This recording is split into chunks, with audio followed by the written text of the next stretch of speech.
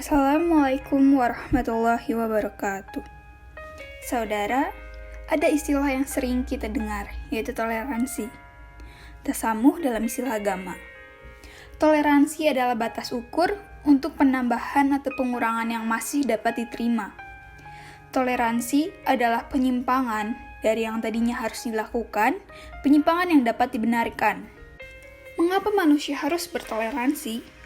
Dalam agama menyatakan bahwa manusia adalah makhluk sosial, makhluk yang membutuhkan orang lain. Tidak bisa dipungkiri kalau semua itu adalah kebutuhan.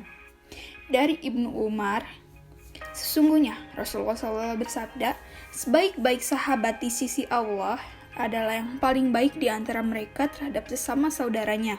Dan sebaik-baiknya tetangga di sisi Allah adalah yang paling baik di antara mereka terhadap tetangganya. Hadis riwayat At-Tirmizi. Toleransi sangat penting dalam kehidupan manusia, baik dalam berkata-kata maupun dalam bertingkah laku. Dalam hal ini, toleransi berarti menghormati dan belajar dari orang lain, menghargai perbedaan, menjembatani kesenjangan di antara kita sehingga tercapai kesamaan sikap.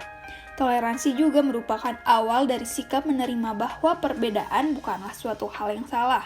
Justru perbedaan harus dihargai dan dimengerti sebagai kekayaan. Sekali lagi, kita bertanya, mengapa kita bertoleransi? Karena semua manusia mendambakan kedamaian. Tanpa toleransi, tidak mungkin ada kedamaian. Semua kita mendambakan kemaslahatan. Tanpa toleransi, tidak akan ada kemaslahatan. Semua kita menginginkan kemajuan. Tanpa toleransi, kemajuan tidak akan tercapai. Dari sini, agama pun memberikan toleransi bukan saja dalam kehidupan kemasyarakatan, tapi juga dalam kehidupan beragama.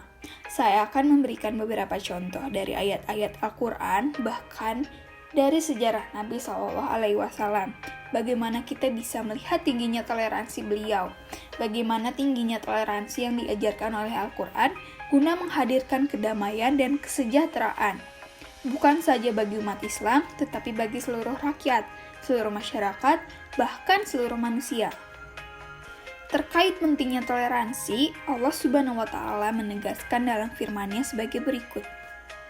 Dan di antara mereka ada orang-orang yang beriman kepada Al-Quran, dan di antaranya ada pula orang-orang yang tidak beriman kepadanya. Sedangkan Tuhanmu lebih mengetahui tentang orang-orang yang berbuat kerusakan. Quran Surat Yunus ayat ke-10.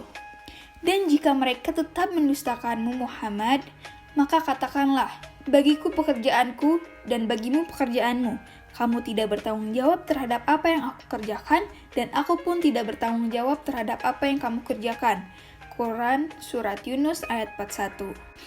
Kita sama-sama tahu, Nabi menyatakan bahwa aku diutus untuk membawa agama yang penuh dengan toleransi. Ketika terjadi perjanjian Hudaybiyah, saat itu dalam konsepnya, Nabi menuliskan kalimat Bismillahirrahmanirrahim. Namun oleh kaum musyrik tidak disetujui. Mereka meminta agar ditulis menjadi Bismika Allahumma. Nabi berkata kepada Ali bin Abi Thalib, hapus basmalah dan tulis Bismika Allahumma sesuai usul mereka. Nabi menyusun dan menyatakan, inilah perjanjian antara Muhammad Rasulullah dan wakil dan kaum musyrik Mekah. Pemimpin delegasi kaum musyrik berkata, seandainya kami mengakui engkau sebagai Rasul Allah, maka kami tidak akan memerangimu. Tulis perjanjian ini antara Muhammad putra Abdullah. Rasul pun berkata, hapus kata Rasulullah dan ganti dengan Muhammad putra Abdillah. Sayyidina Ali dan sahabat-sahabatnya tidak ingin bertoleransi dalam hal ini. Mereka enggan menghapusnya. Tetapi Nabi yang penuh dengan toleransi itu menghapus 7 kata demi kemaslahatan, demi perdamaian. Kita memang tidak boleh mengorbankan akidah demi toleransi, tetapi dalam saat yang sama, kita tidak boleh mengorbankan toleransi atas nama akidah. Wassalamualaikum warahmatullahi wabarakatuh.